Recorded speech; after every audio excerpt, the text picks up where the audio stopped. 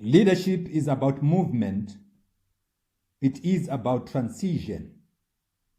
It is about making the spaces around us better than they were yesterday, and ensuring that there is a better state even as we move into the future. If the situation remains in the same state that it would have been in the past, then that becomes a sign of failure on the part of leadership. It is very true that there are so many people who will be occupying leadership positions. But occupying a leadership position does not necessarily make you a leader. There are so many who would have qualifications to their name, but again, having a qualification does not make you an effective leader. You'd also realize that there are many who could have edge on their side, but having lived on earth for a number of years, again, does not make you an effective leader. You actually realize that there are so many misconceptions that exist in as far as trying to explain what constitutes good and sound leadership. We want to focus on what I call New Horizons leadership, where I'm just picking up on some principles that I feel can help leaders to transition from where they are to where they are supposed to be. The first thing that I'll talk about there is the next level. Leadership is about transformation. It is about change. It is movement and transition. You cannot afford to remain on the same level if you are a leader. Leaders must look ahead. They must look around. They must look above and look behind. And above all, look besides in their quest to add value to the spaces that they find themselves in. If ever one is to fully dominate in their space, there is always need to have a 360-degree assessment of what is happening around you. And it is through that thorough assessment that the next level can effectively be determined. But as long as you don't engage in the process of looking upwards, looking ahead, looking around, looking behind, and also looking besides, it becomes very difficult to effectively add value to the particular constituency that you find yourself in. The moment an individual or a person awakens to a cause, to an anomaly, or to an injustice in the world, then a leader is born. This is a person who then strives at improving their particular space as a way of dealing with that injustice, as a way of pursuing the cause, as a way of making the world better.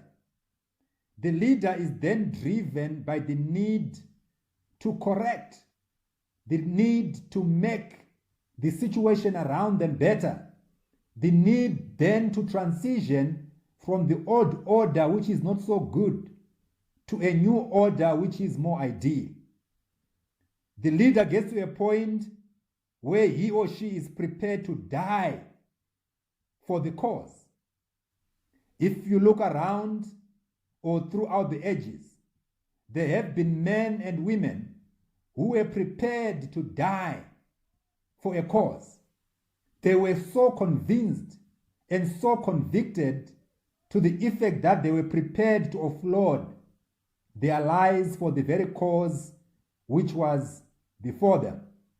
So New Horizons, it demands that you look at the new level.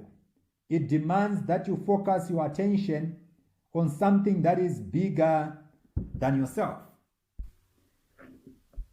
The next aspect is the quest for excellence The human body constitutes a great art by a great or a master craftsman, the maker himself. You are made in the image of the maker, and hence you should display a lot of excellence. God himself displayed and showed us what excellence consists of, especially when you look at the body parts. Think of the heart, think of the lungs, think of the brain, and every part of the human body. It is proof of the excellence with which God created man and everything else that is around us. Now, every leader should likewise be inspired to do the same thing, to continuously improve on themselves, to continuously improve on the space that they find themselves operating in. Reaching new horizons come from the realization that where you are is not good enough.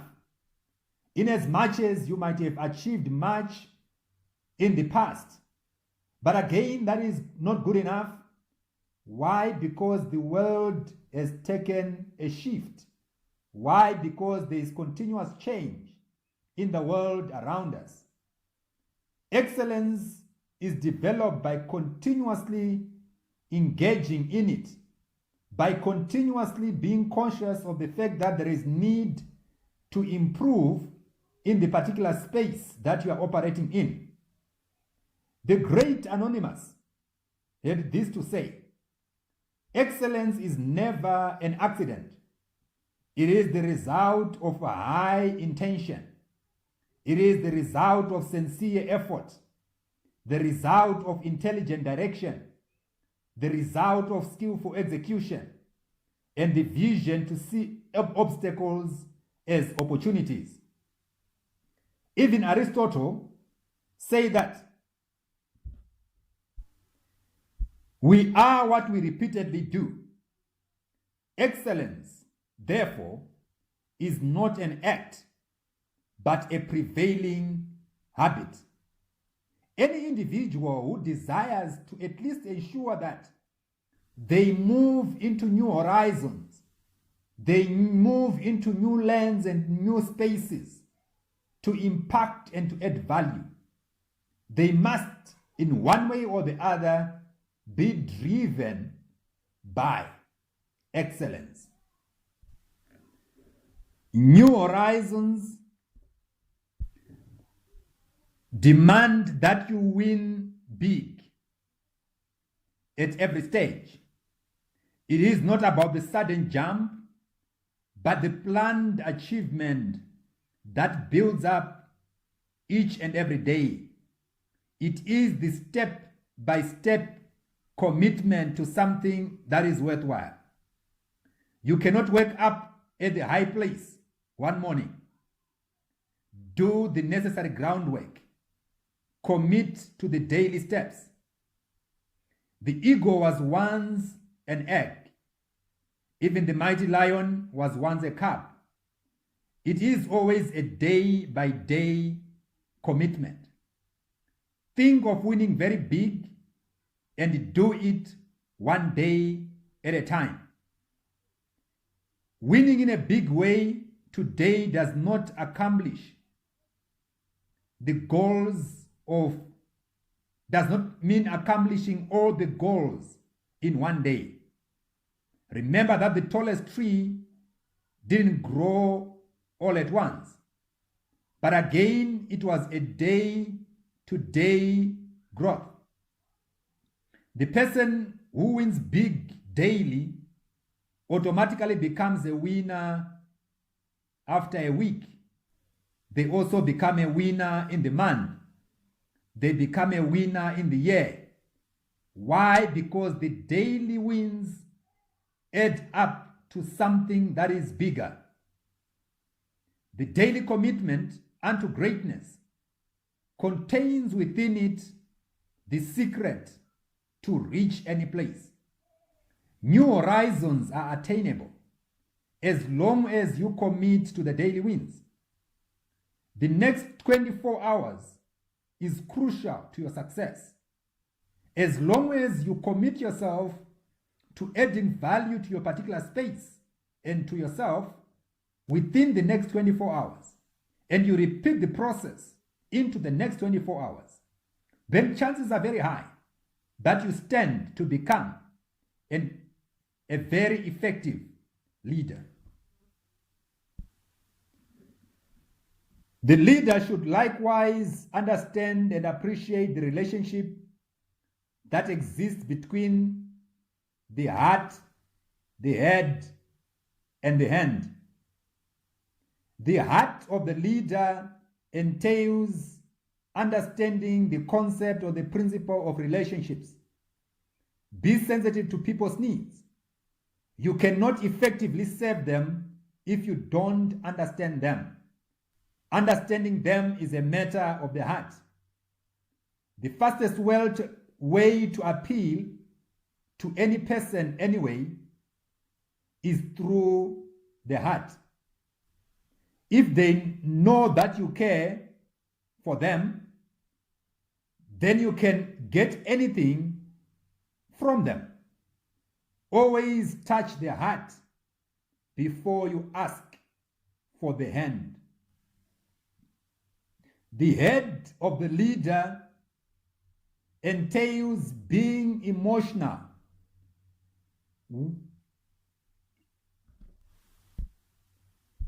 It entails understanding that being emotional is not going to solve all the problems, but it is always through sound thinking and application of the thoughts that takes one to the elevated places. Use the head to plan. Use the head to prioritize. Use the head to commit unto greatness. The journey cannot be sustained if the mind is not in it. The hand, on the other hand, it must also be fully used or fully applied, because it is through the hands that you can execute that which ought or that which has to be executed. A man's best friends are his 10 fingers, and these best friends should be fully utilized. After thinking, then get down to work. The work that you do creates a platform for you to sit amongst the great. But as long as you don't use those hands, as long as you don't apply that which you know, as long as you don't execute in line with that which you are emotional about, then there are no results that are going to come your way. And forget about the new horizons, even in your leadership. Every leader must likewise realize that they are very original. Every individual who is on earth today is different from the 7 or so billion people who are on earth. So whether it's the use of your head or the use of your heart or the use of your hands, remember that you are unique and very original. There is no one else like you the world over. The special deposit that you possess has been designed specifically for the now. Photocopies are mass produced and they have limited value. Originals, on the other end, they attract great value on the marketplace because they are made one at a time. You were born original. How come you want to dye a photocopy? Photocopies will never reach the highest level in any field. The solution provision that you offer must always point to the special brand called you. Own your brand, protect your brand, act in such a way that your brand appeals to the needs of the world. Think of some great individuals like Tiger Woods, like Martin Luther King, like Nelson Mandela, Mother Teresa, Mahatma Gandhi. They were their own unique selves, and that made all the difference in their lives. The reason why they managed to reach new horizons is because they saw themselves as very original, and they acted as the originals that they were created to be. One cannot talk of leadership without mention of initiative. The world is changing very fast. The solution provision that worked yesterday will not necessarily work today. The leader who remains relevant is the one who takes the initiative. Try out new things. If you hold on to yesterday's solutions to deal with present-day challenges, you only exist as a moving dead. There are many individuals, there are many leaders who die at the age of 22, and the only way to be buried when they turn 70. Why? Because in the interim, there is nothing of value, nothing significant. There is no contribution that is coming out of them.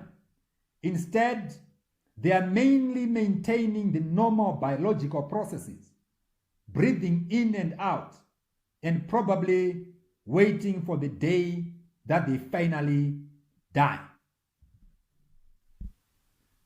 Strive at living in such a way that the contribution that you offer is continuously on demand. Why? Because you are relevant. Why? Because you are coming up with new ideas. Why? Because you are proffering value to civilization. When Henry Ford was growing up, they wanted him to be a medical doctor. The father wanted him to be a farmer. And his siblings, they also wanted him to be a lawyer. But here was a man who said, I was not born to be a medical doctor. Neither was I born to be a lawyer, nor to be a farmer. But I'm going to become the Napoleon of mechanics. I am going to become the greatest mechanic of all time. Here was a man who took all the initiative to create what the type of legacy that he left behind. Do not necessarily be driven and be pushed by what people think about you. Always connect with the very cause, the very purpose, the very rationale as to why you were brought to earth at this particular moment in time. Great leaders are forever driven by what I call the zenith mentality. The zenith constitutes the highest point or the climax. Genuine leaders think of continuous improvement. They are never satisfied by their current level of attainment. They think of better and bigger ways of solving problems. Build on your personal efficiency. Strive at personal mastery. Build up on your skills and on your abilities each and every day. Leaders are readers as long as they are alive. Michelangelo, the great painter, at the age of 87, was still learning regardless of the achievements that he had attained up to that particular age. Here was a man who realized that as long as there was still breath within, there was need to continuously strive for more and more and more. When you arrive at what appears like the end of your horizon, a new horizon always presents itself. Life and leadership is a continuous quest for being better. Be driven by what I call the better than yesterday philosophy. Even Nelson Mandela, he had this to say: after climbing a great hill, one only finds that there are many more hills to climb. Keep your eyes on the horizon and keep going. Remember the zenith mentality, which should be something that drives you by, something that propels you, such that you remain on the path to the new horizons. As long as you sit back and relax, forget about ever achieving higher levels. Any leader cannot be separated from optimism. It was the great Napoleon Bonaparte who said a leader is a dealer in hope. The leader ought to remain optimistic even amidst challenges. Edmund Hillary was the first person to reach the top of Mount Everest on the 29th of May 1953. And he also became the first man to reach both the highest peak in the world, the northernmost part of the world, which is the North Pole, and he even went further to go to the southernmost part of the world, which is the South Pole. But in attempting to reach all these places, Edmund Hillary failed a number of times, but he remained very optimistic until he achieved that which he wanted to achieve. This is exactly the heart of leadership, where you cannot afford to be discouraged by the circumstances or by the challenges that come along the way. Challenges, they'll always be there. Frustrations, they'll come. But keep your head up and look forward. Why? Because where you're headed is far bigger and far greater than the challenges that might be before you. Helen Keller was an amazing woman. She was deaf, she was blind, but she said, optimism is the faith that leads to achievement. Nothing can be done without hope and without confidence. Helen Keller went on to write several books, and at one time she even said the worst thing that can happen to anyone in the world is to have eyes but lacking vision. It is only when you believe that the future will be better that you can step out and make it so. Optimism can be more powerful than a battery of artillery or a squadron of tanks. It can be so contagious and is necessary for every leader who desires to make a very positive contribution to civilization. Leaders achieve their goals through other people. Hence, leaders should nurture talent. A leader does not live for themselves. Great leaders are generational in their thinking. They make decisions today, cognizant of the fact that life will still exist in the morrow, that life will still exist even if they die today. New horizon thinking entails discovering talent, developing that talent, and deploying the talent. Never be jealous of upcoming talent. No one is indispensable.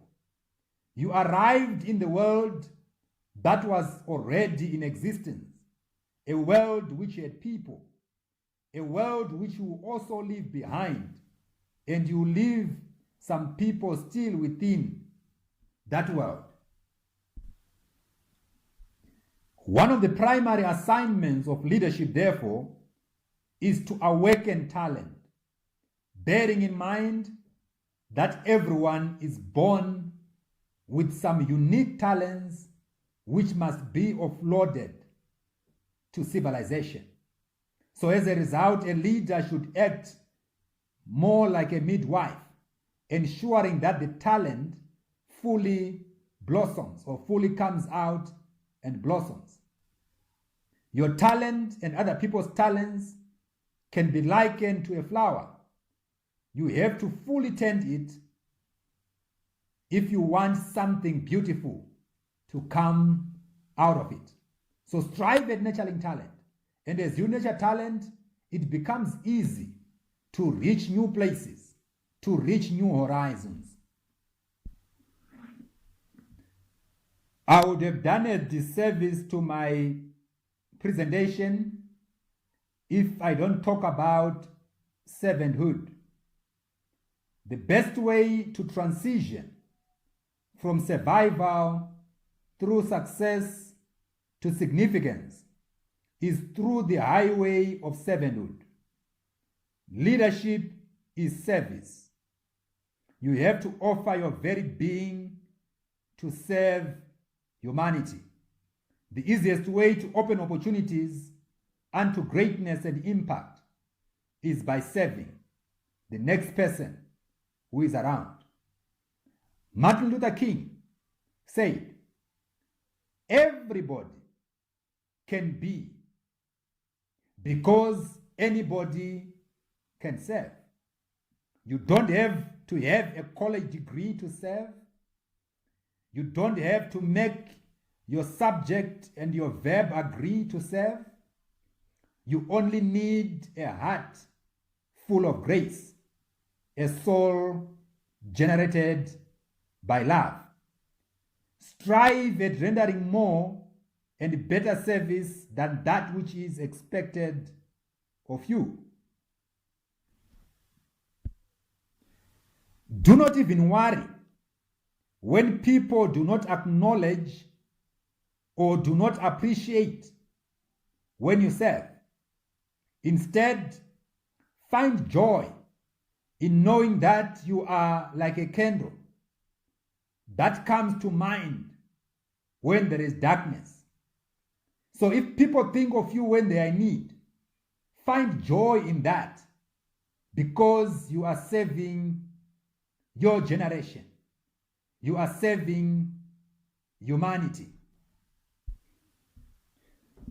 I'll conclude by quoting the words of Thomas Sankara, who said, I want people to remember me as someone whose life has been helpful to humanity.